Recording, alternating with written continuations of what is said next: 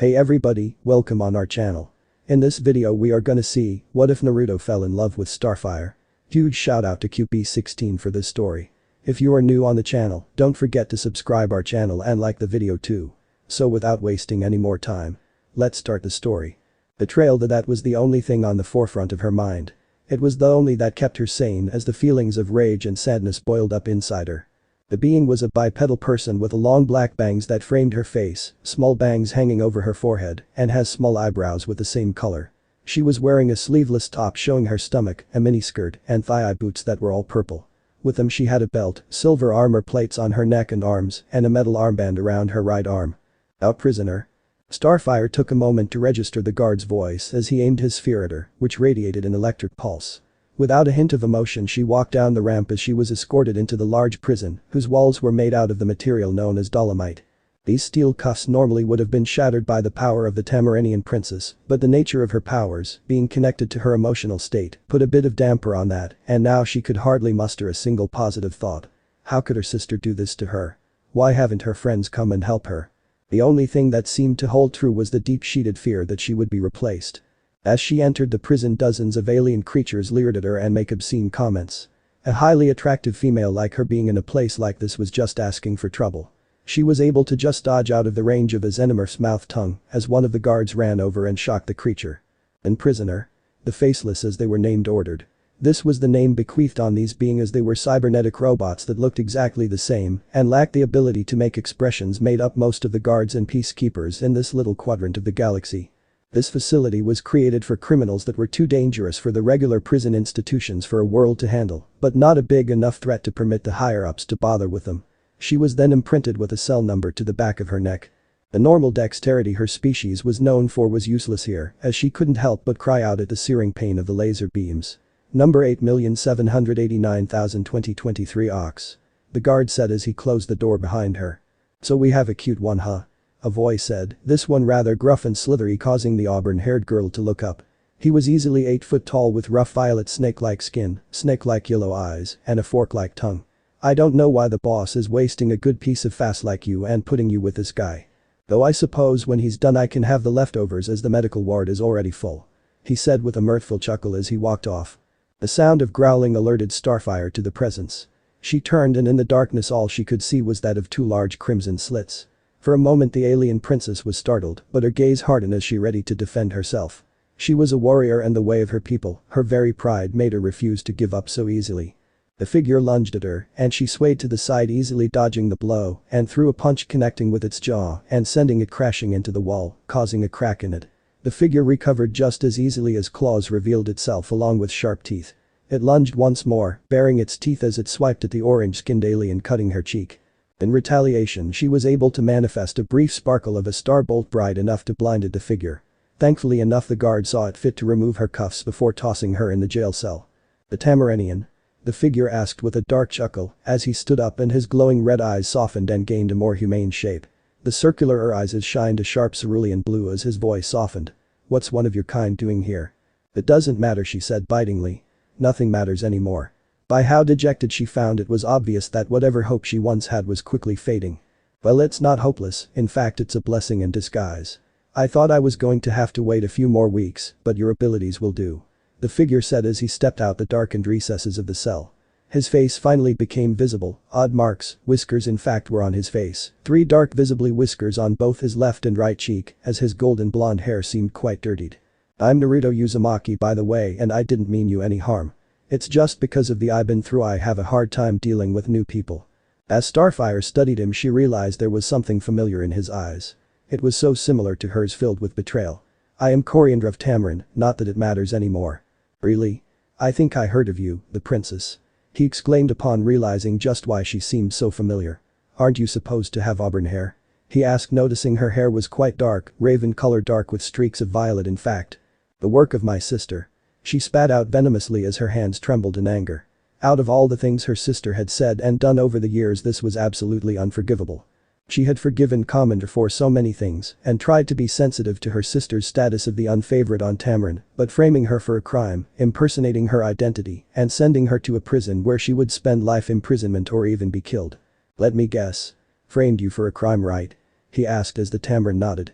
How would you like to pay her back? How? I'm stuck here in this prison the same as you. Well, as I was saying earlier, I have a plan to break out, and with your ability to fly we can definitely do it. How? I can't fly, my powers are based on my emotions, and the statement was left in the air as Naruto walked over and looked her up and down. I know a lot about emotional stability and training. Let's just say when people try to erase your emotions and make you into a weapon, you learn to tap into certain things. So come on now, partnership beneficial to the both of us. It's the only way I can get to Earth. Upon mentioning the Earth, he noticed her tense slightly. So we're going to the same place. No way you can refuse, can you?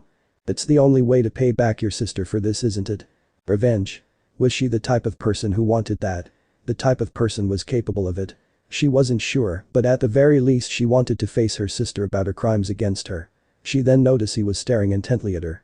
Yes. You really are cute, he said as he was a few inches away from her. Starfire didn't know why, but she found herself blushing at this closeness. The only person who made her feel like this was Robin.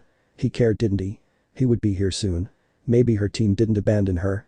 Maybe she was jumping to conclusions and they were trying to find her. You're thinking about some friends back on Earth, right? He asked, as if he read her mind. Yes, my team. Team? What, like a group of Temerian soldiers or something?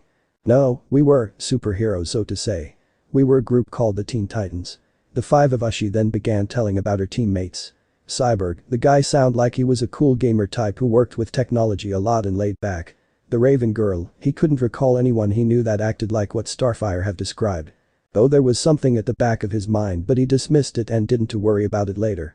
Now the Beast Boy kid reminded him a bit of himself in the younger days, but he didn't notice the emotional turmoil when she began describing her leader.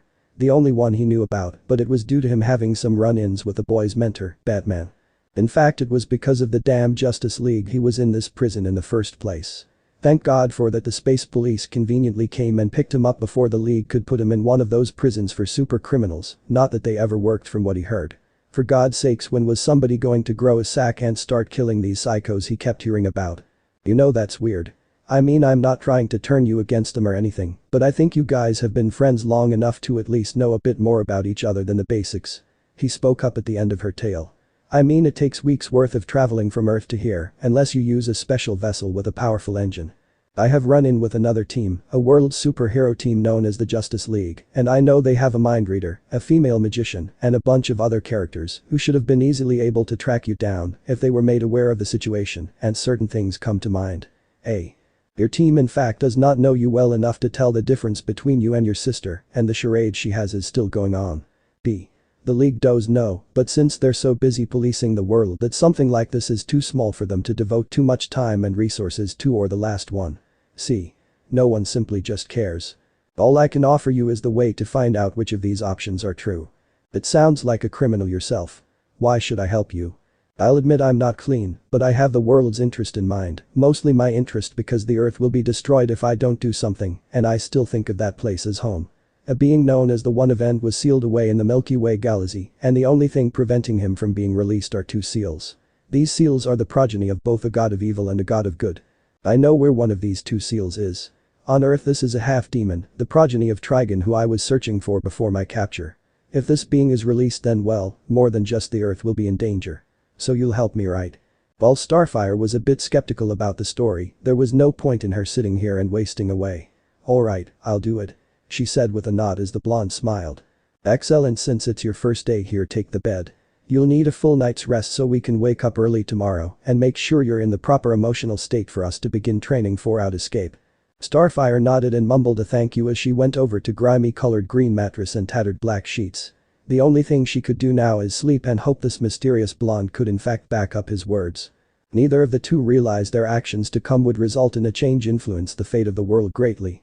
You have to stay vigilant and be prepared. His words were deeply intoned in her mind. The cell that the two of them occupied was rather small, so their movements were constricted. You have to block everything and take complete and utter control of your emotions. Control everything: grief, anger, sadness, along with joy and happiness.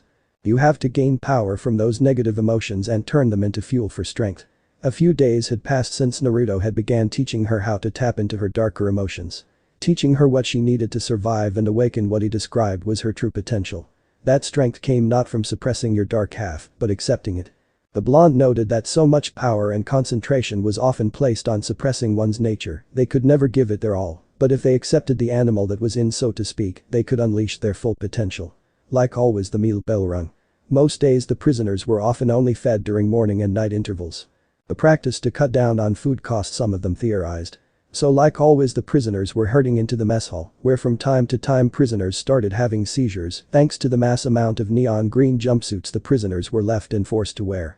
The two found themselves between a massive 9-foot alien called a tetrament with 2 pair of tank-like sized armor and 4 eyes. His deep red skin going with his green jumpsuit unfortunately led to many quips by inmates who had been on Earth an extended period. On the other side was a mummy-like alien known as Thepkufan. The atmosphere being dimmed by the poor lighting and the smoke from the cigarette. "So what's a pretty little thing like you doing here?" The large 4-armed alien asked Starfire, much to her confusion as he looked up and down. "He's asking what's a pretty looking thing like you doing here," Naruto clarified for her. "You speak multiple languages?" she asked her partner in surprise, ignoring the muscle-bound alien. "You pick up a few things if you've been around the places I have." "Hey babe, why don't you and me?" Starfire reacted violently to the stranger touching her intimately, flinging him over her shoulder and sending him crashing into one of tables. As the steel table dent, several of the prisoners cheered at the promise of action happening soon. Starfire still had issues from her confinement by the Gordonians.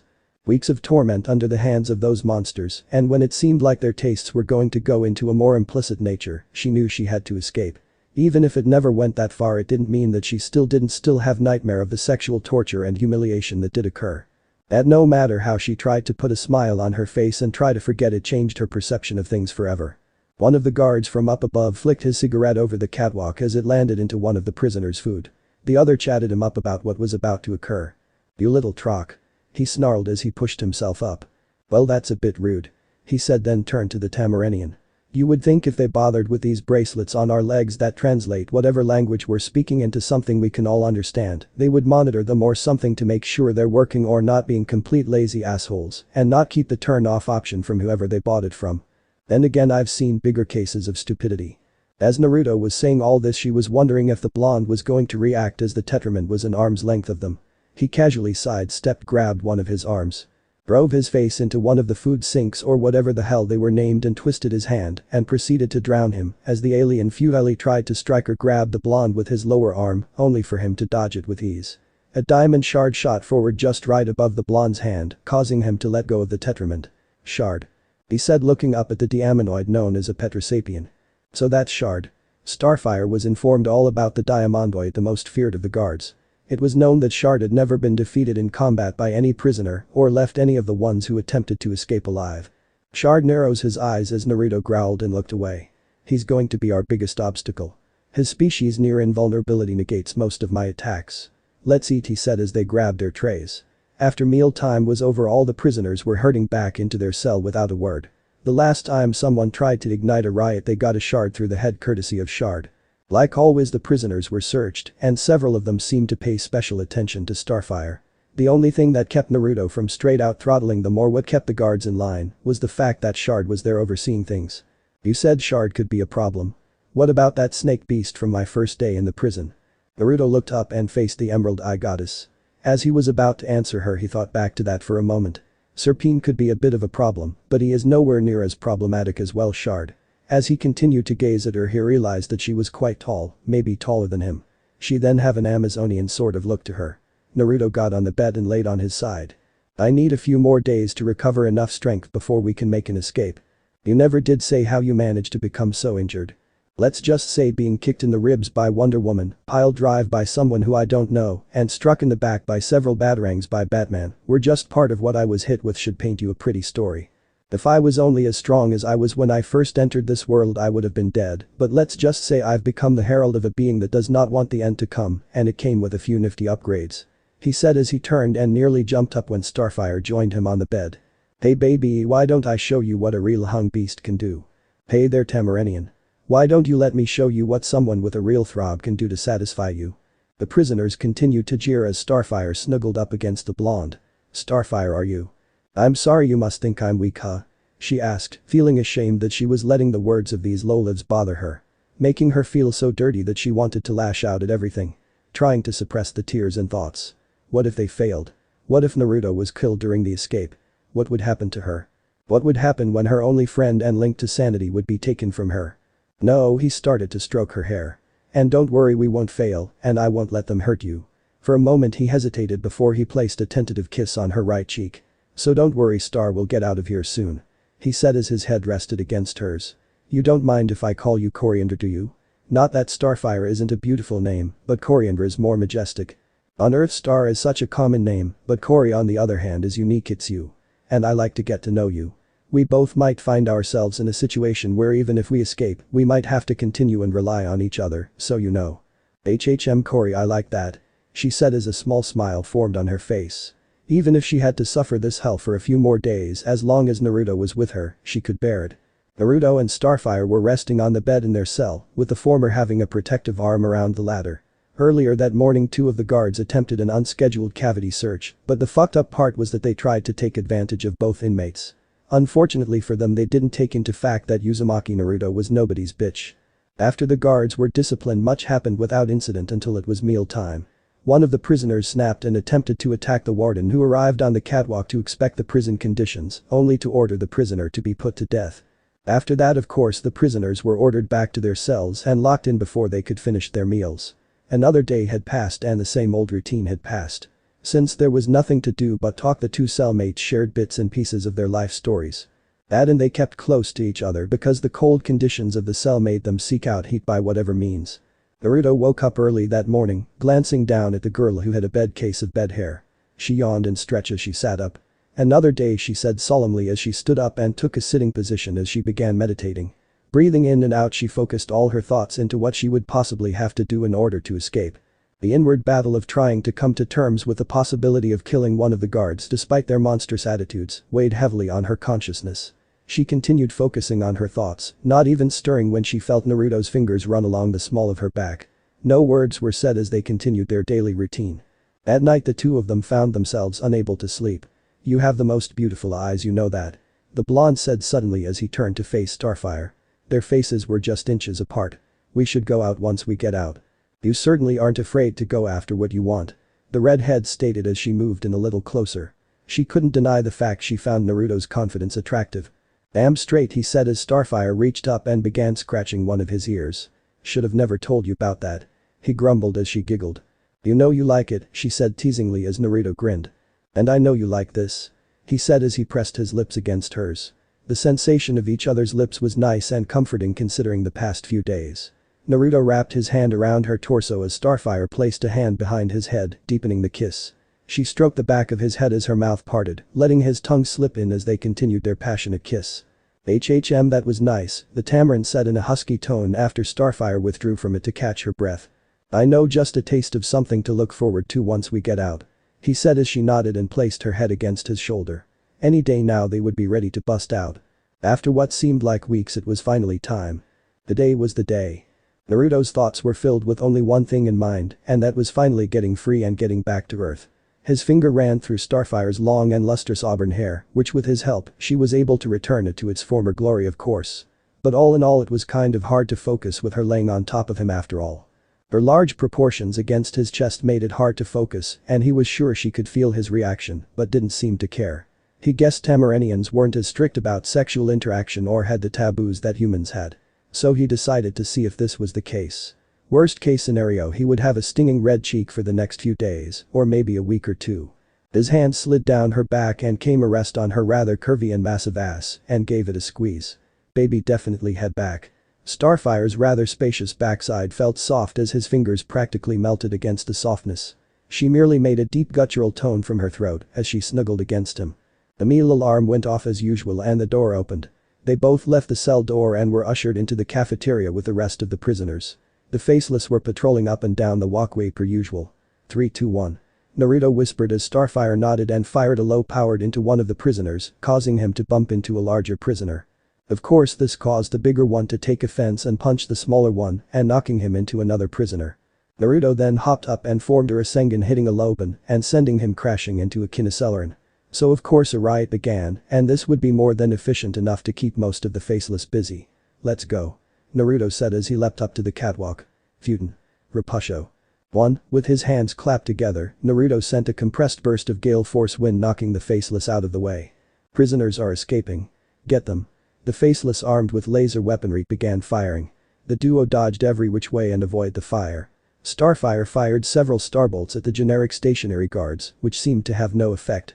Deciding to switch of strategies and taking the fight to them, she used her impressive strength and was able to rip through their armor with ease. Right, Naruto's voice echoed from ahead.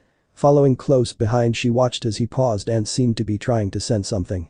"Alright, this way," he said as they went up a flight of stairs. Upon reaching the top, they were fired upon by more faceless, so they dove behind more pillars. Forming a wind release Rasengan, Naruto charged forward and shoved the sphere into the chest of a faceless, shredding the armor and sending bits of wire and metal flying everywhere. Using the upper part of the torso as a shield to block the laser fire, Naruto drew their attention as Starfire used powerful blows to take off their heads.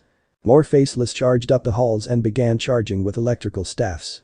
Naruto formed a Kase no Yaiba in both hands and cleaved through the staffs. Throwing both hands up and forming Rasengans, he propelled himself back using the heel of his feet and shredded through the back of the two faceless. Arriving through the top floor, Naruto was able to blast off the steel shutters with an Adama Rasengan. From their vantage point to the roof, they could see the platform where the ships land to take in prisoners and took off. "I don't see any ships coming in," she said as Naruto looked into the distance. "Plan B," he said as a ruby and diamond merged key-shaped object materialized in his hands. There was several groves etched. "I managed to imprint a seal on one of the keys for the imprint vessel. Suffice to say, it was a bitch considering the ash-kicking I received for the perceived attack at the guard," he explained as he held out his other hand and a small pen-like device appeared in his other hand. "And this is freedom," he said, pressing it against the wrist-like devices on his hand, causing them to come off. He then did the same to Starfire, who rubbed her wrists to relieve them. With their goal in sight, they prepared to make way for the platform when the sound of something firing alerted them and caused them to jump out of the way. Emerald-shaded dagger-like objects stuck from the ground as the two turned to face their enemy. "This is as far as you go, prisoners," Shard threatened as his hands sharpened into blades. "I guess it was hoping too much to sneak out under your nose. Very well, Shard, one way or another. This is my last day on this rock," Naruto said as his pool of blue orbs sharpened and they morphed into crimson slits. Naruto charged forward and swiped at the Shard, who jumped back and began firing diamond shards at the blonde, who dodged them with ease. He charged forward, slashed Naruto's shirt, leaving a rip as he continued going on the offensive. He kept pushing Naruto back until he was at the edge when he was blasted by several starbolts. He looked up when he was blasted in the several by a large charged up starbolts that only further annoyed him. "Stay out of this, Tamaranian," he ordered as he raised his hand as the ground began to rumble. Several large ovals erupted from the ground as they began firing lasers. Several beams nearly shredded Starfire, who was able to just avoid the beams, singing her outfit and even the edge of her hair. Starfire began firing at the crystals, hoping to either destroy the crystals or knock them out of the air, but to no use, the objects were absorbing her attacks. Putting his fingers in a cross, Naruto created several Kagabunchen and ordered them to help Starfire. "You are fighting a hopeless battle." Naruto didn't answer him, only forming a Rasengan and smashing it into the Petrosapian's face, cracking his face as he spun around and connected with his foot, causing Shard to tip over slightly, but otherwise hold his ground. Shard's answer was to create crystal platforms out of the earth and cause them to redirect some of the energy blasts that were menacing Starfire back at Naruto to keep him off his feet. "Then I'll even the odds," he said as a massive amount of chakra exploded from him, forming a silhouette. The aura soon died down as a faint green glow radiated from Naruto as his eyes changed into yellow toad-like squares. "Do you think your little light show intimidates me?" Shard asked as Naruto merely smirked and told him one last thing. "I don't have to fight to win. I just have to fight not to lose," he said as he poised his hands to the side and formed two Rasengans the size of basketballs. "Now perish." Charging forward, Naruto rammed the two swirling orbs into Shard, resulting in the area being engulfed in a blast of chakra. The roof was mostly disintegrated from the attack as debris was sent everywhere. When the attack died down, Shard levitating himself back in the air using a platform made of crystal. He looked around trying to see where his prey were when he heard one of the ships start up. Letting loose a snarl, he began chasing after the vessel. With Naruto and Starfire, they arrived to the platform where only a medium size was docked. Regardless of size or its functions, the two didn't care. It was a ship and it could get them the hell out of there. The hull of the ship was larger on the inside, easily about 30 to 40 feet long, with two large pilot seats, benches for occupants, and a small rectangular window for one to peer out of. "Can you fly this thing?" Starfire asked with concern. From the small snippets she learned of Naruto's past, his former time period wasn't the most technological advance. "Some of our fellow prisoners were space pirates among other occupants. They taught me things in exchange for a chakra high," he said as he pulled down one of the handles and checked the gauges. The fuel gauge was halfway between half and full, and everything else was checking out fine. Chakra high? Starfire asked as she sat in the other seat and strapped herself in. Let's just say that channeling chakra into a person's nervous system can have adverse effects depending on their biology, he said as the engine came on. Resting his hand on a sphere of some sort, he pressed a couple of buttons on the console with his left hand, which activated some missiles firing out of the bottom of the ship, causing a crack in the dome around the place. Suddenly the area was lit red as the alarm went off. After the ship rose up a few feet, Naruto pushed the accelerator as ship began pulling forward. Some impact against the back of the ship causing to drop slightly as Naruto activated one of the monitors. It looked like Shard was trying to damage the ship and prevent them from leaving. Not wanting to give the Petrosapien a chance to hit their fuel tank, Naruto pushed the accelerator all the way forward as the ship shot forward with amazing speed. The ship spun several times as Naruto had to swerve, crashing into a few small asteroids on the way. The duo were finally home free and they let loose a victory cheer. Their next stop was Earth. I am not pleased. The warden barked as his hand slammed against the desk. Shard and Serpient were both gathered in his office and being admonished. Shard, his prime officer and most effective guard for being unable to stop the prisoners, and Serpient, his number 2, who ordered some of the guards to do his round while he was busy lazing about in his own quarters.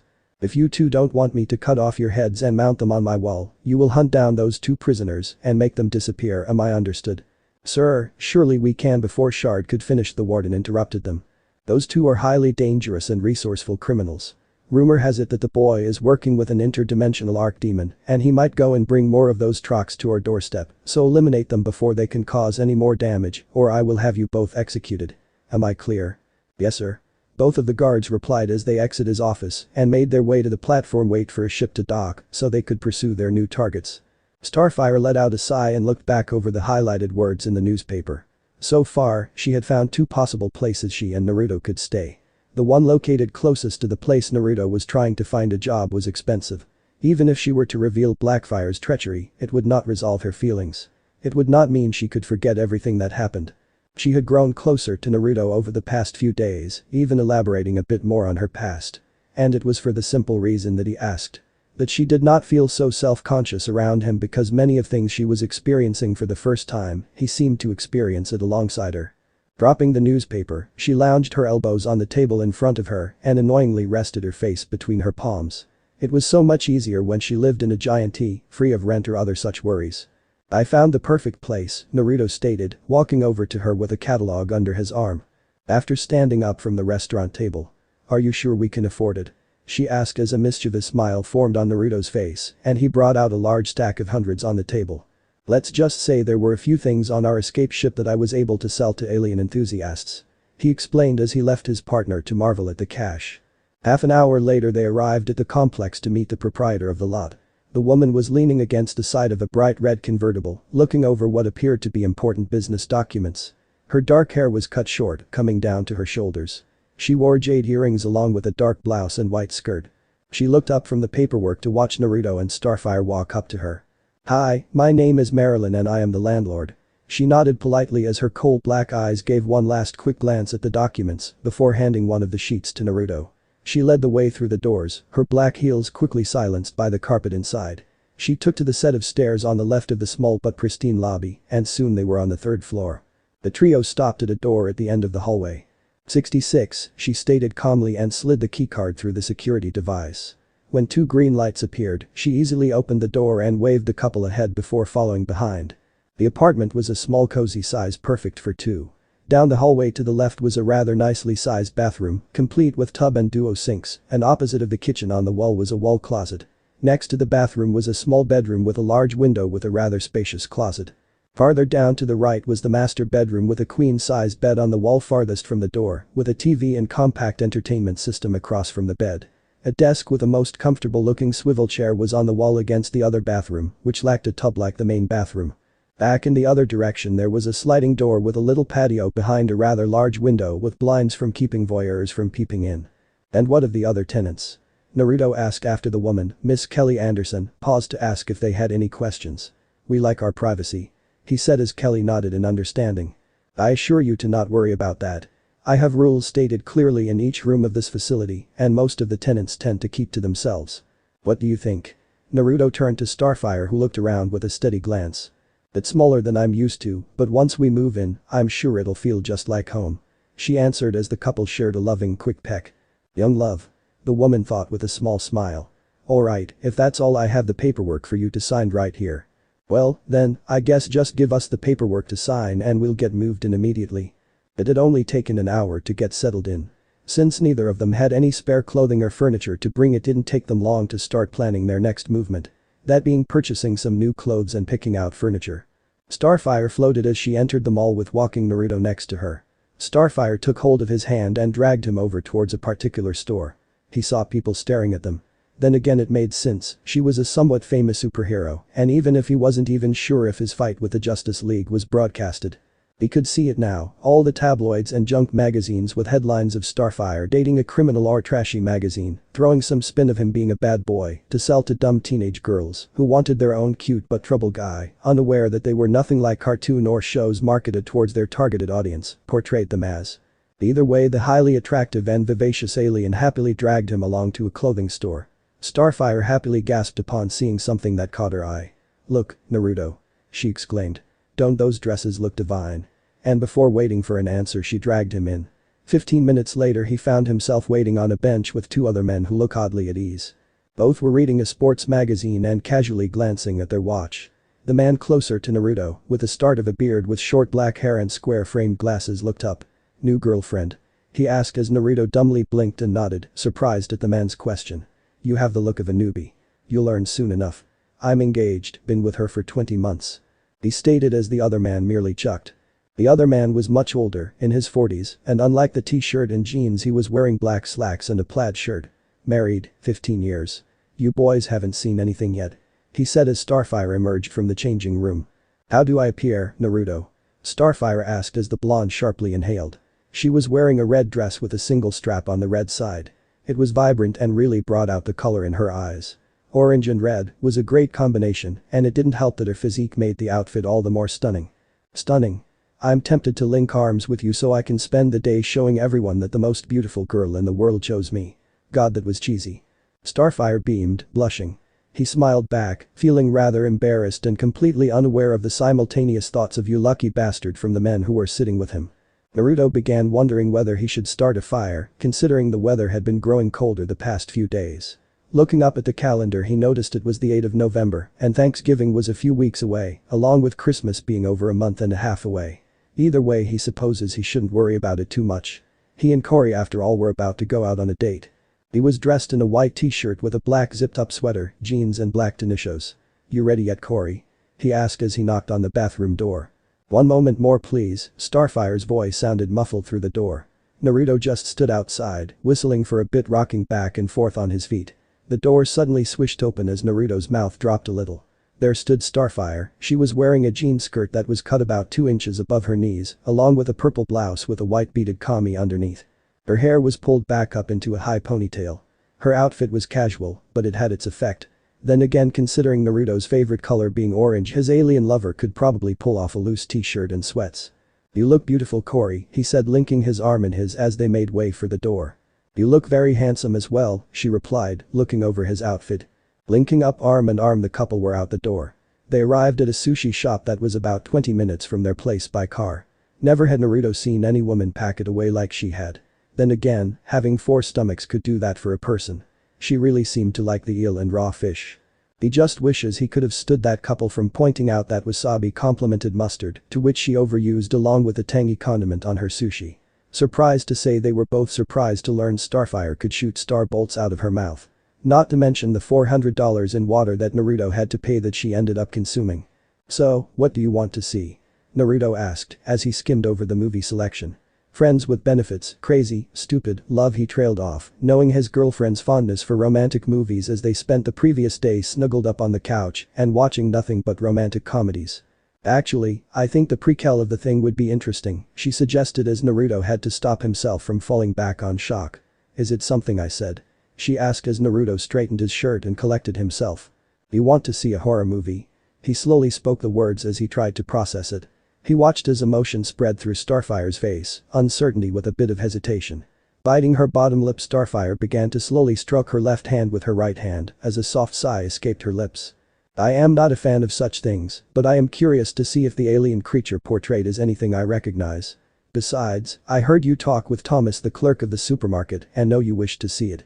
She explained as a look of understanding formed on Naruto's face. He wasn't much of a horror buff himself. He liked action or shinobi flicks, but someone suggested he tried John Carpenter's The Thing, and he really liked it.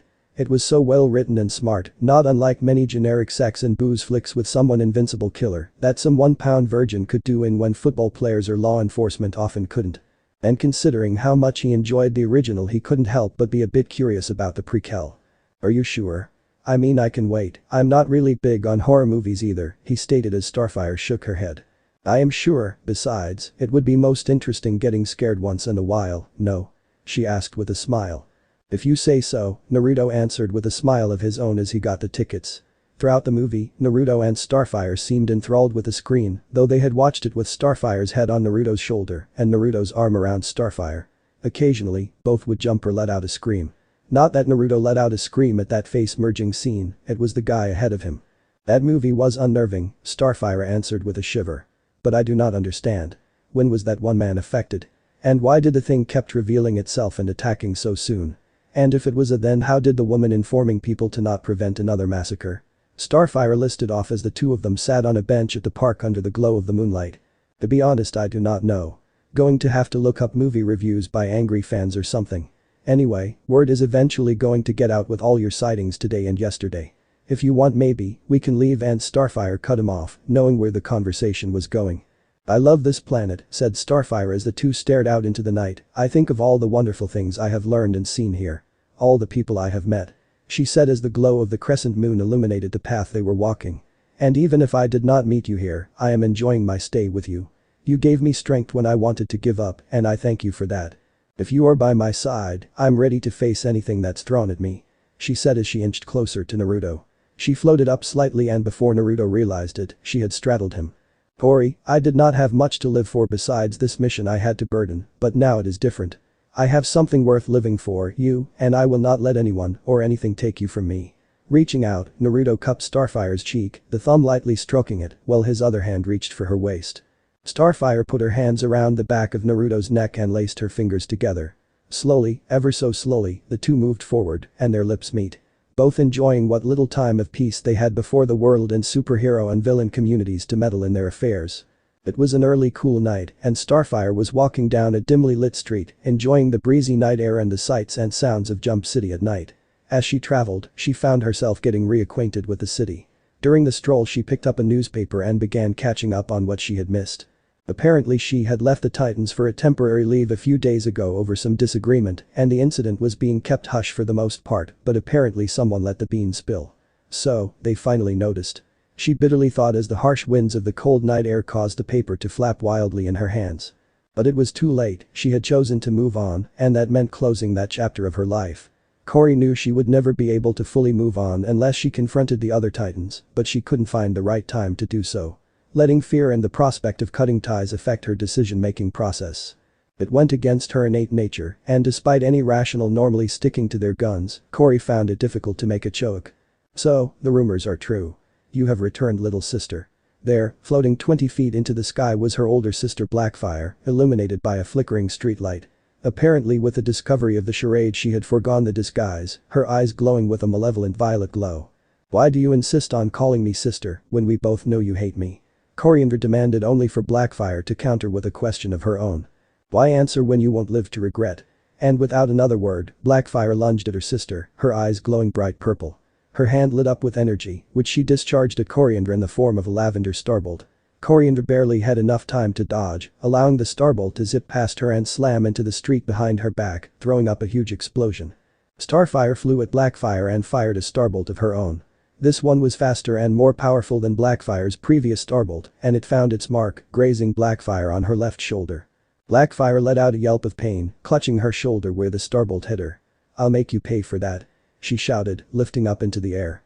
Her eyes seemed to glow even more intense than they had been just a few seconds ago, and her hands seemed to be on fire as they were illuminated with the glow of stored-up starbolt energy. She threw a flurry of starbolts at Coriander, who screamed as she realized there would be no way to avoid being blasted. Starfire screamed, impacted the ground before recovering and going on the defensive. Using her power she created a sphere to stave off Blackfire's starbolts, resulting in several patches of ground around her exploding. When you can't outpower your enemy, outsmart them. Naruto's words echoed in Starfire's mind as she reached into her jacket for some smoke pellets. While the cold itself didn't bother Starfire, having a jacket on provided her with one advantage. Pockets. Give up, Coriander, I'm far stronger than you, why prolong your Blackfire's boast was cut off as Coriander threw some smoke pellets at her feet, resulting in smoke blinding her vision and filling the park. What matter of trickery of this? Fight me head on, coward. So much for being Tamarin's proud and noble princess. She roared before inhaling some smoke and began coughing and sputtering as she tried to use her starbolt energy to light up the smoky battlefield. Seeing the outline and coloring of Coriander's jacket, Commander gathered as much power as she could and fired a starbolt that would do nothing less than put her sister near death, let alone heavily cripple with all her might. It's over, sister. I've won. No, Commander, Coriander voice echoed behind her. Now it's over. Tamarinian didn't even have a chance to move as she blast of power sent her hurtling into a metal park bench, bending it and causing the alien to cough up blood. How? Commander sputtered and clutched her side. How are you doing this? You were never this strong before. I stopped holding back. Coriander simply replied. I always thought, maybe, just maybe we could make amends. I never hated you, you were big, my big sister, and I looked up to you. Family is supposed to look after each other, but you don't understand that, do you? You forced all your hatred onto me from the moment I was born, despite the fact I always stood up for you. I didn't want to see what was in front of me, but now I have no choice but to accept that maybe we'll never amend our relationship. Coriander began walking away. Don't walk away from me. Don't you walk away from me, you little troc. Commander screamed as she shot forward. Coriander spun, but she was simply too late. Commander's starbolts caught the side of her face, causing her to stumble back with a cry of pain. She threw her arms up, defending against the vicious assaults of her crazy sisters, whose punches threatened to break her arms. Her sister didn't let up, switching tactics and projecting an energy explosion, causing Coriander to fly back into a tree, causing a dent. Looking up with her still functional eye, she realized that she wouldn't be able to move out of the way in time. The bright intensity in Commander's starbolt triggered something in Coriander's mind. Commander truly wanted her dead. She came to accept her sister's hatred, but she didn't think Commander would go so far. In the blink of the eye, she was suddenly mobile, her mind a bit of a haze as she miraculously avoided Commander's attack by pure instinct. Cori. Naruto's voice echoed throughout the park. The park wasn't too far away from their residence, so it made sense he picked up on the noise. Commander regained some semblance of sanity as a cruel smile crossed her face. Consider yourself lucky, sister. I leave you alive for now, only for you to grieve the loss of one of your human pets. Commander, don't you dare. Fear gripped Cori's heart. It all happened so quickly she wasn't able to do anything. The starbolt-covered fist had connected with the blonde who appeared in the clearing. But speeds that Tamarinians were capable of achieving, Naruto was only just able to react and move just quick enough in his transformed state to avoid the attack striking a fatal blow, something neither Tamarinian was capable of knowing at that time. The attack sent him reeling backwards into the pond. Until next time. Commander remarked as she made a retreat. She knew that with this level of disturbance the Titans would show up soon enough and she wasn't in condition to deal with them, considering the damage Coriander did to her and the effect the smoke was having on her system. Naruto. Naruto. Starfire hobbled over to the blonde. Thanks, Al. She exclaimed, rubbing her face against his as he weakly chuckled. Hey, he whispered. I fought against the Justice League, remember? Think I'd go down that easily? He remarked as his wound began to slowly heal. The Tamarinian speed blitz had left him stunned for a few moments, but not too long after he managed to recover and make his way to the battleground. Never been hit with a starbolt of that intensity, so of course it's going to take a bit of time to heal. He said as his breathing became shallower. And the crazy bitch sneak attacked me. He said as he reached up and cupped her cheek. Next time though, things are going to go differently. Cori didn't say anything, but silently agreed. Commander, you have gone too far this time. Next time we meet we battle not as sisters, but warriors, and unlike you, I will be walking away from that battle. Naruto and Starfire sat atop one of the tallest buildings in Ocean View City, gazing out at the sprawling metropolis below. With her emotional scars still fresh, the duo decided to relocate to another area until Starfire felt comfortable confronting her old teammates. As such, they began searching for a new area to relocate to until they settled on Ocean View City, a bustling metropolis located in the heart of California with a population of over 3 million people. From what they were able to learn, it was known for its beautiful beaches, picturesque coastline, and warm Mediterranean climate. The city is currently being governed by Mayor Jennifer Rodriguez, a charismatic and well-liked leader who has held the position for 3 terms. She seemed committed to making Ocean View City a safe and prosperous place for all its citizens. When it came to the police department, it was being led by Chief Marcus Evans, a stern but fair-minded veteran officer who has served on the force for over 30 years. A no-nonsense approach to law enforcement and is highly respected by his fellow officers. Using his Kage Bunshin, Naruto got a detailed breakdown of the area. The city was divided into several distinct neighborhoods, each with its own character and culture. The downtown area is a bustling hub of commerce and entertainment, with numerous high-rise office buildings, shopping centers, and restaurants.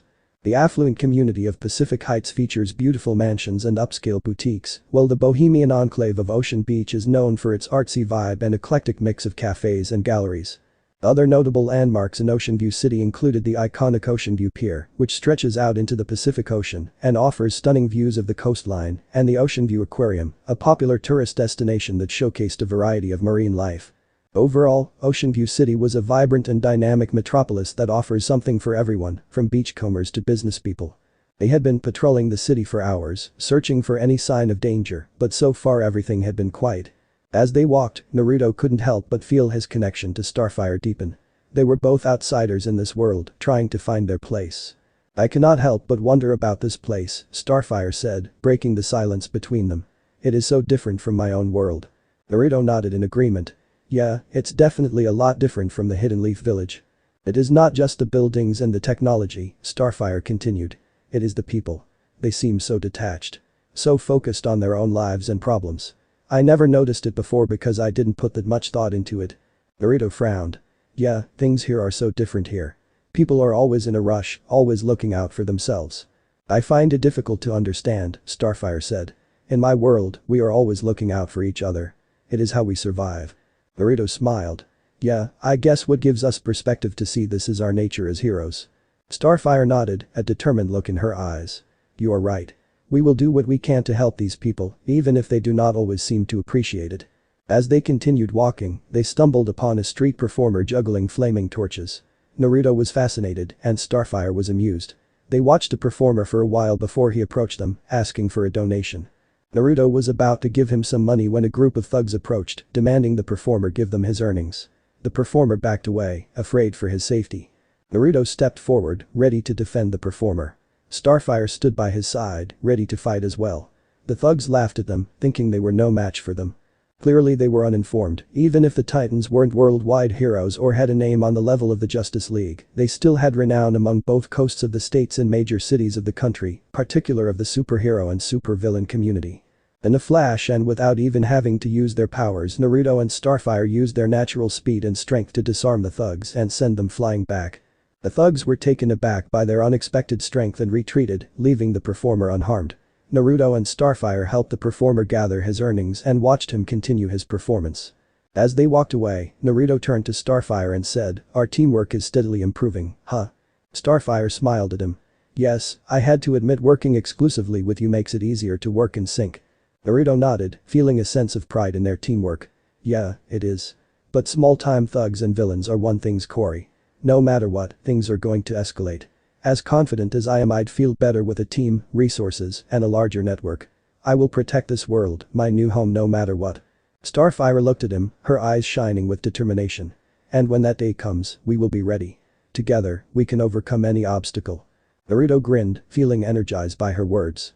"Yeah, we will. And the team we put together will be the best damn team this world has ever seen." Soon the day faded and night was upon them. Finishing their patrol, they went to one of the parks in the city.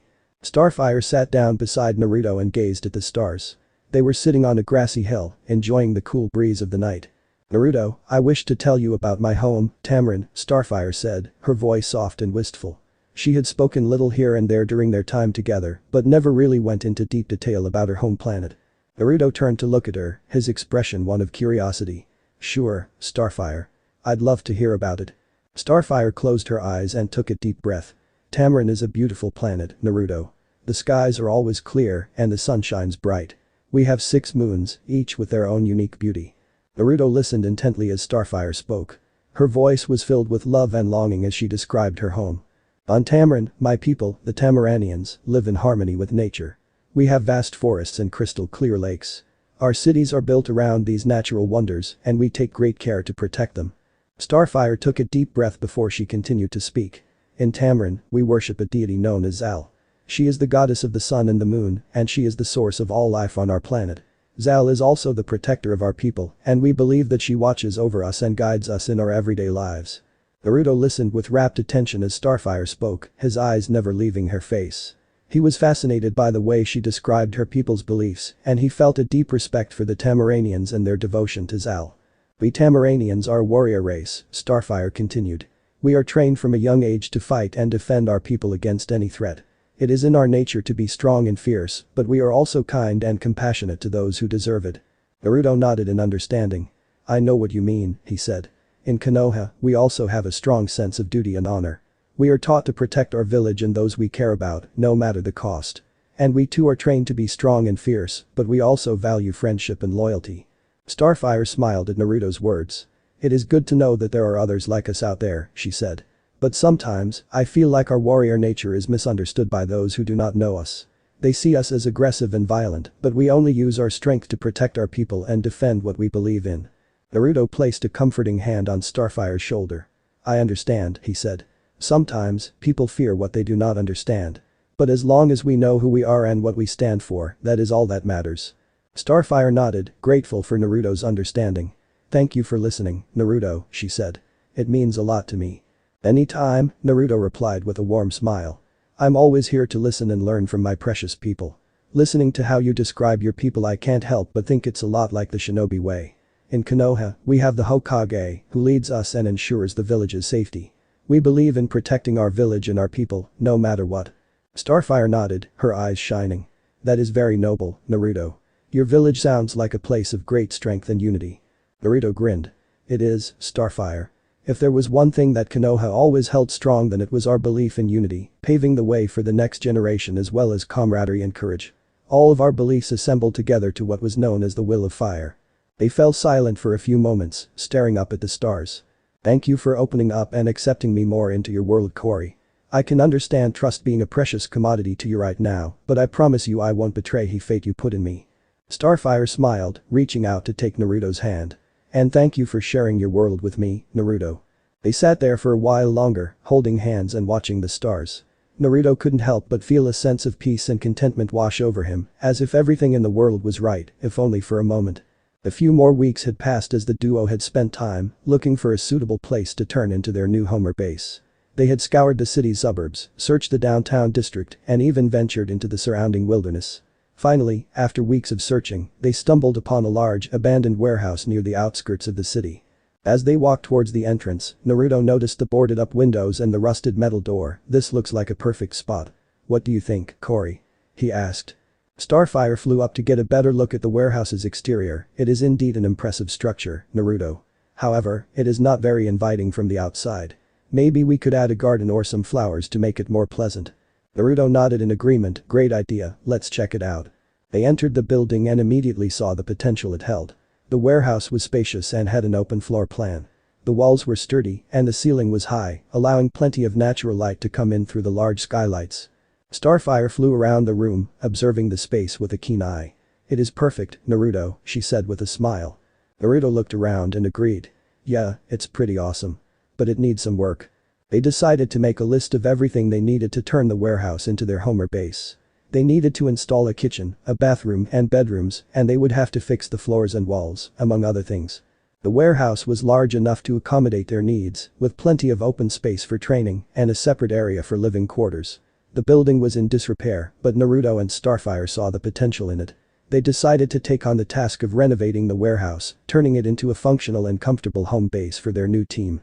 They spent the next few weeks tirelessly working on the warehouse, using their unique skills to transform the space into a comfortable and functional living space.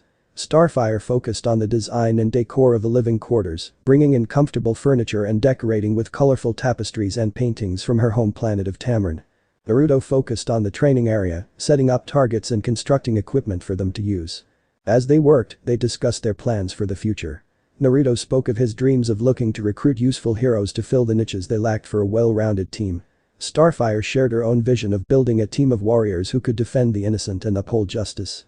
They both agreed that their shared goal was to protect the people of Ocean View City and create a safe place for them to live. No, in fact they would take it even a step further. They would do what was necessary to maintain harmony and peace, even if meant making the hard choices. It would be far from simple to simply just throw together a team that could do that. To legalize a vigilante team and grant them the same authority as the police. The legal and political complications of such an arrangement would be significant, and it would be difficult to justify giving a group of untrained civilians the same powers and responsibilities as trained law enforcement officers. The concerns alone about accountability and oversight were a whole matter in itself. In other words, they would need to seek out a higher authority in the United States, along with the approval and support of the local police department and the mayor. Either way, that was something they could focus on more once they get the initial parts of their plan done. As the renovations progressed, Naruto and Starfire grew closer, their bond deepening with each passing day. They laughed and joked together, sharing stories from their pasts and learning about each other's cultures. Naruto regaled Starfire with tales of his adventures as a ninja in Konoha, while Starfire spoke of the Tamarin god Zal and the warrior nature of her people. Finally, after weeks of hard work, the warehouse was transformed into a beautiful and functional home base. The living quarters were cozy and comfortable, while the training area was equipped with everything they needed to hone their skills. Naruto and Starfire stood side by side, surveying their work with pride. They had created something truly special, a place where they could work together to make a difference in the world. Finally, after weeks of hard work, they had their new home, and it was perfect. Naruto and Starfire stood in the middle of the room, looking around at their new home with satisfaction. "This is it, Starfire. Our new home," Naruto said, putting his arm around her shoulder. Starfire smiled at him. "Yes, Naruto. Our home, and it is wonderful." Mori. It was time to start expanding their team, so using the knowledge that both had accumulated, they narrowed it down to a handful of choices. They decided to reach out to Wally West, also known as Kid Flash. They knew he had a reputation for being quick on his feet and having a strong sense of justice, which were qualities they admired. They made their way to Central City, where they hoped to find Wally. It didn't take long for them to spot him, zipping past them at breakneck speed. Naruto and Starfire exchanged a look before quickly coming up with a plan to catch his attention. Starfire lifted Naruto into the air, and he used his chakra to create a large glowing symbol in the sky. It caught Wally's attention, and he raced over to investigate. "Hey Kid Flash." Naruto called out as Wally skidded to a halt in front of them. "We're putting together a team to take down some bad guys, and we think you'd be a great addition." Wally looked skeptical. "What makes you think I'm interested?" "We've heard about your heroics and your sense of justice," Starfire interjected. "We're looking for people who want to make a real difference, and we believe you're one of them." Wally seemed to consider their offer for a moment before nodding. "Okay, I'm in. What do I need to do?" At the very least he knew of Starfire because of Robin. A part of him always wondered how things would have played out if he teamed up with him and Speedy all those years ago. Naruto and Starfire grinned, happy to have Wally on board. "We'll give you more details soon, but for now, just be ready for anything," Naruto said. "We'll need your speed and your quick thinking to help us take down some powerful enemies." Wally nodded again, a determined look in his eye. "I'm ready for anything," he said. Naruto and Starfire had heard about a skilled warrior named Katana, who had a reputation for being a fierce fighter and was known for her proficiency with a sword. They decided to seek her out and see if she would be interested in joining their team. After asking around, they discovered the Katana could often be found training in a secluded area outside of Gotham. They made their way to the area and found her practicing her sword skills. Approaching her, Naruto spoke up. "Excuse me, are you Katana? We've heard a lot about you, and we were wondering if we could talk to you for a moment." Katana lowered her sword and turned to face them. "Yes, I am Katana. What do you want?" Starfire stepped forward. "We are forming a team to protect the city we took residence in and those who call it home. We believe that with your skills, you would make a valuable addition to our team." Katana raised an eyebrow. "Protecting Ocean View City, you say? And who else is on this team?" Naruto listed off the names of the other members they had recruited so far. Katana listened intently, nodding her head every so often. "I see," she said finally. "Well, I am honored that you would consider me for your team. But I must ask, what makes you think I would want to join you?" Naruto spoke up again. "We have a common goal, to protect those who cannot protect themselves. And with your skills, we would be able to do that even more effectively. Support in tracking down General Carnes and Takeo." The masked warrior's body language said it all. The coldness of her rage emanating was almost enough to form visible mist. "As someone who seeks to bring justice to this world, you will be an invaluable ally. Will you join us?" Katana seemed to consider this for a moment before nodding her head. "I see your point. Very well, I will join your team." Naruto and Starfire exchanged a look of relief. "Thank you, Katana," Starfire said, smiling. "We are honored to have you on our team." Katana returned the smile. "The honor is mine." When do we start? So far their team was growing into quite the powerhouse, but they were still lacking a crucial element. They lacked someone with knowledge and skill in the mystic arts. That was how. Naruto and Starfire walked into a crowded nightclub, the bass from the music vibrating through the soles of their shoes. They had received a tip that Zatanna was performing at this venue tonight. The two of them made their way through the dancing crowd and eventually spotted the raven-haired magician on stage. Zatanna wore her signature top hat and tails, a wand tucked behind her ear as she wove spells into her performance. Naruto and Starfire waited patiently until the show ended and the crowd dispersed, leaving Zatanna to pack up her equipment. They approached her, and Starfire smiled warmly. "Excuse me, Zatanna, we're big fans," she said, holding out her hand. "I'm Starfire, and this is Naruto. We're putting together a team, and we were wondering if you'd be interested in joining us." Zatanna looked the two of them up and down before nodding. "I'm always looking for a new adventure," she said with a smirk. The trio made their way to a nearby cafe to discuss the details. Naruto explained their mission, and Zatanna was intrigued. She had been feeling stagnant in her current career and was excited at the prospect of using her magic to help others in a more meaningful way. "I'm in," Zatanna said, a twinkle in her eye. "Great." Starfire exclaimed, clasping her hands together. "We're thrilled to have you on board." As they walked out of the cafe, Naruto turned to Zatanna. "We're still in the process of recruiting, but we'll let you know as soon as we do. In the meantime, we'd love to see what you can do with your magic." Zatanna grinned mischievously. "Well, it just so happens that I have a few tricks up my sleeve," she said, wiggling her fingers. She led them to a nearby park and with a few flicks of her wand, summoned a miniature army of rabbits. The three of them laughed as the bunnies hopped around them, nuzzling their feet. "This is going to be fun," Naruto said, a wide smile on his face. Zatanna nodded. "I have a feeling we're going to make quite the team." Naruto and Starfire approached a young woman who was practicing her archery skills in a secluded forest. She was tall with long auburn hair, dressed in a green and black outfit, and had a quiver of arrows strapped to her back. The woman turned to face them, pulling an arrow from her quiver and pointing it in their direction. "Who are you?" she asked, her voice sharp and serious. Naruto stepped forward, holding his hands up in a non-threatening manner. "My name is Naruto, and this is Starfire. We're looking for skilled individuals to join our team, and we believe you may be a perfect fit." The woman lowered her bow, studying them both with a critical eye. "What makes you think I'm interested in being part of a team?" she asked. "We've heard of your abilities and your willingness to stand up for what's right," Starfire replied. "We're fighting a similar battle, and we think your skills would be invaluable." The woman arched an eyebrow. "And what battle is that?" "We're fighting against a powerful organization that seeks to do harm to innocent people," Naruto explained. "We need people with your skills and determination to help us stop them." The woman considered their words for a moment before nodding. "I'm Artemis," she said. "And if what you say is true, then I'm in." Naruto and Starfire exchanged a smile of relief, pleased to have recruited another strong ally to their team. They spent the rest of the day getting to know Artemis, sharing stories and honing their skills together. It was clear that they had made the right choice in inviting her to join their cause. With most of their recruits having been secured, it was time to fill the one important vacancy that had been putting off. They needed someone with a powerful technological edge, someone who could handle anything that came their way. After a bit of research, they came across Jamie Reyes, also known as the Blue Beetle.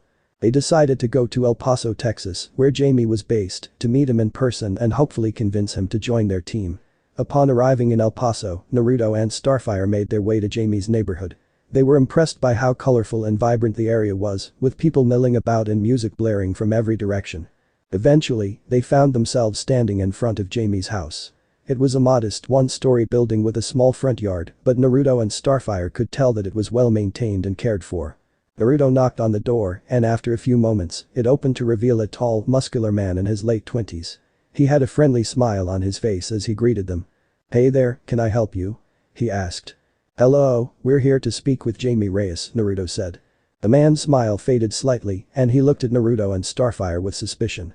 "What do you want with him?" "We're here to offer him a place on our team," Starfire explained.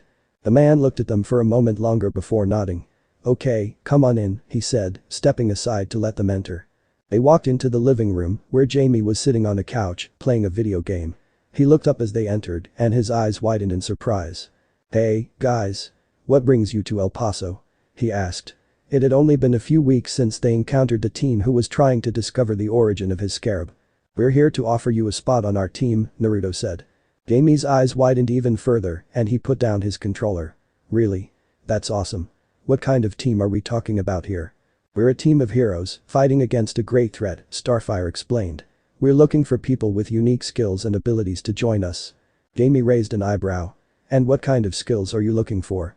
"We need someone with technological expertise, someone who can handle anything that comes our way," Naruto said. Jamie nodded thoughtfully. "I see. Well, I do have some experience in that area," he said. "That's great to hear," Starfire said with a smile. "So, what do you say? Will you join us?" Jamie leaned back on the couch, considering their offer. "I'm definitely interested," he said.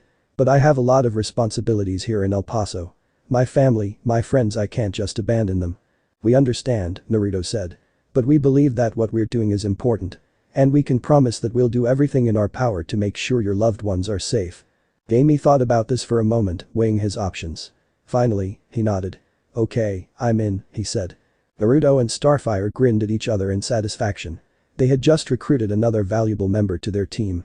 "Welcome aboard," Starfire said warmly. Jamie smiled back. "Thanks. I can't wait to get started." Naruto and Starfire had been searching for new members to join their team, and they had heard about a Martian hero named Miss Martian, who had been active in the area. They decided to pay her a visit and see if she was interested in joining their team. They arrived at the address they had been given, which was a small apartment in a building in the city. They knocked on the door, and a few moments later it opened to reveal a young woman with green skin and red hair. She looked surprised to see them, but also curious. "Hi, we're looking for Miss Martian," Naruto said. The woman smiled. "That's me. Can I help you with something?" Naruto and Starfire introduced themselves and explained that they were putting together a team of heroes to help protect their city. They asked if Miss Martian would be interested in joining them. Miss Martian listened to their pitch, nodding thoughtfully. "I'm definitely interested," she said.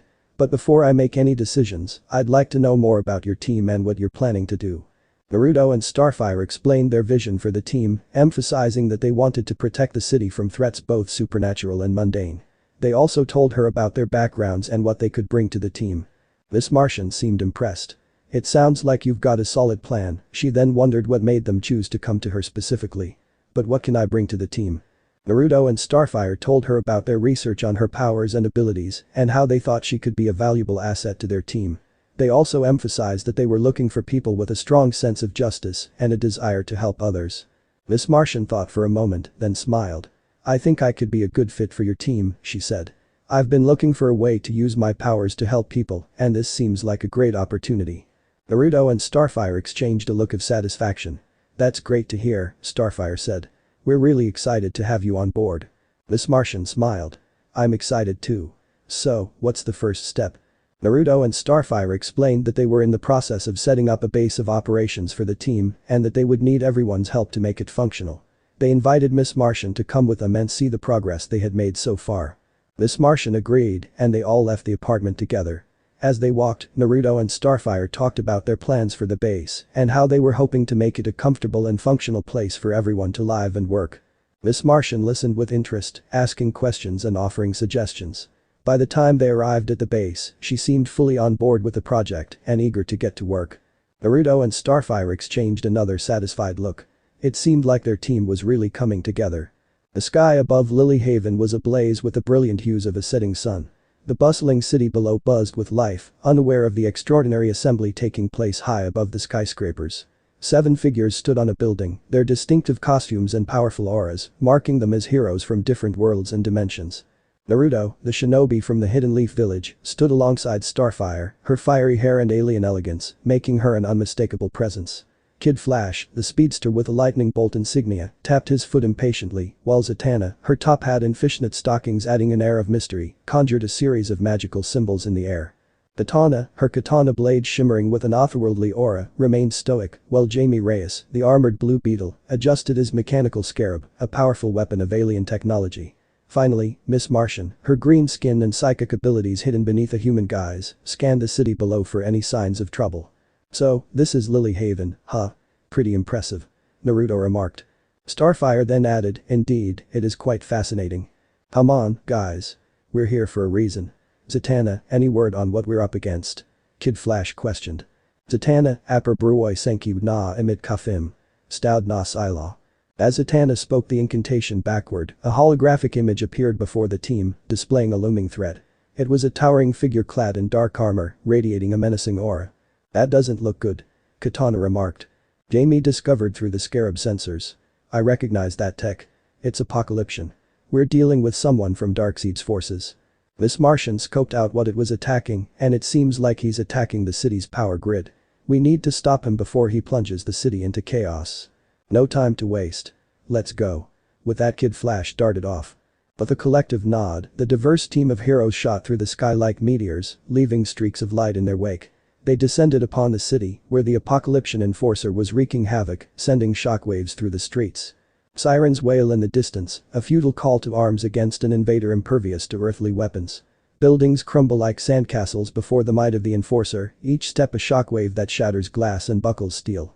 Fires ignite spontaneously, fed by ruptured gas lines and scattered debris, casting an eerie glow that dances across the night sky. Amidst the carnage, the citizens flee in a frenzied stampede, their screams lost in the cacophony of destruction. The Lilyhaven City Police Department stands valiantly, though hopelessly outmatched, their gunfire a mere annoyance to the behemoth that regards them with eyes glowing with malevolent intent. The mother clutches her child, hiding behind the remnants of a fallen wall, while a young couple helps an elderly man to his feet, limping toward the relative safety of an underground metro station. They are the faces of Lilyhaven, resilient, unyielding, but now facing an existential threat that could end their lives and their city. And in the distance, just beyond the reach of chaos, the first light of dawn breaks, a silent witness to the terror that has befallen Lilyhaven. The city holds its breath, waiting for salvation, for heroes to emerge in its darkest hour. I've got this. With a burst of speed, Naruto dashed forward, closing the distance between himself and the armored foe. He unleashed a series of blindingly fast punches and kicks, but the Apocalyption enforcer effortlessly blocked and countered each strike. Allow me. Starfire soared into the sky, her eyes glowing with alien energy. She unleashed a powerful starbolt, striking the enforcer with a blast of searing heat. It staggered him momentarily, but he remained undeterred. He's tough, but I'm faster. Kid Flash streaked around the enforcer, creating a tornado of wind that trapped him within its swirling currents. The enforcer roared in frustration, struggling to break free. Blue, lit. Wankuoi Izuri Ratat. Zatanna's magical incantation reversed the enforcer's vision, causing him to see everything upside down. Confused and disoriented, he stumbled, giving Katana the opening she needed. The blade knows no fear. She lunged forward with her katana, slicing through the enforcer's armor and revealing a vulnerable core. A surge of dark energy erupted from the enforcer, but Miss Martian was ready. You're not alone in this darkness. Miss Martian used her psychic powers to create a mental barrier around the enforcer's consciousness, suppressing his violent urges and rendering him powerless. Now, Blue Beetle's turn. Jamie's scarab fired a powerful energy blast that encased the enforcer in a stasis field. Immobilized and defeated, the threat was neutralized. With their combined efforts, the team had successfully thwarted the Apocalyption enforcer's rampage. The people cheered as the heroes stood victorious. Not bad for our first mission together, huh? Naruto proudly stated to the team. Repa, et nipit najab, ekal nyad na werg. Zatanna's incantation reversed time, restoring the city's power grid to its former state. The lights of Metropolis flickered back to life, and the chaos that had gripped the city receded. As they delved deeper into the mystery of the dimensional rift that had opened in the city, Zatanna's insights led them to a startling discovery. The rifts were not a random phenomenon, but the machinations of a cosmic entity with malevolent intentions. These rifts they're deliberately opened. We're dealing with a being of immense cosmic power. Zatanna remarked as she examined the rift. Blue Beetle, adjusting his alien technology, chimed in with his own observations, his gear detecting anomalies that pointed to an impending threat. The situation is worsening. Miss Martian noted as she looked on with worry. We must locate the source of these rifts and seal them before it's too late. Naruto, taking the lead, addressed the group with a sense of urgency. Alright everyone. I'm afraid when it comes to my magic I'm out of my depth. So any suggestions on what we should do? Zatanna nodded in agreement, her brows furrowed in concern. The Void Weaver is a powerful being capable of manipulating reality itself. Of the top existential warpers he doesn't reach the level of the fifth-dimensional imps, but he is up there on the scales. If these rifts continue to spread, they could unleash chaos on an unimaginable scale. Blue Beetle chimed in, his robotic voice tinged with worry. I've been monitoring the rifts closely, and they seem to be growing in size and frequency. We need to act fast before they become uncontrollable. This Martian, her telepathic abilities probing the depths of the group's thoughts, spoke up. I've been scanning the surrounding area for any signs of the Void Weaver's presence. So far, I haven't detected anything, but that doesn't mean one of their heralds haven't slipped through. Starfire, her fiery gaze reflecting her determination, crossed her arms and nodded. We must remain vigilant and be proactive if one of their heralds slipped through. With what I remember of my teachings, the Void Weaver has come in contention with not only the fifth dimension, but the likes of Trigon and the Lantern Corps. This is not a threat we can contend with alone. Naruto nodded solemnly, his expression resolute. Agreed. We'll split into teams and patrol the city, keeping an eye out for any envoys, while Zatanna closed the rifts. Once we're done here we'll have to contact the League. Dr. Fate, the Lanterns and any other heavy hitters need to be informed. They had came here because of the initial chaos that was being caused, and he was sure it was no coincidence that the Void Weaver seemed to be making its move at the same time that Darkseid seemed to be making another bid for Earth. Thankfully it seemed like some of the mystics were already on top of things and were contacting them. In a secluded chamber adorned with ancient relics and glowing runes, Madame Xanadu shared her insights, her voice echoing softly yet with unmistakable gravity. Beware, brave warriors, for you face the Void Weaver, a being of ancient malevolence, imprisoned eons ago for its insatiable hunger for power and dominion. Dr. Fate, his helmet reflecting the dim light of the chamber, added his own grave warning, his voice resonant and commanding. The fabric of all realms and dimensions teeters on the brink of catastrophe. The Void Weaver's return signifies a peril beyond comprehension. Fueled by this knowledge, the team embarked on their mission, their resolve hardened. End chapter. So this part ends here. If you want to see next part of this series, like the video now and share the story with your friends. Bye bye.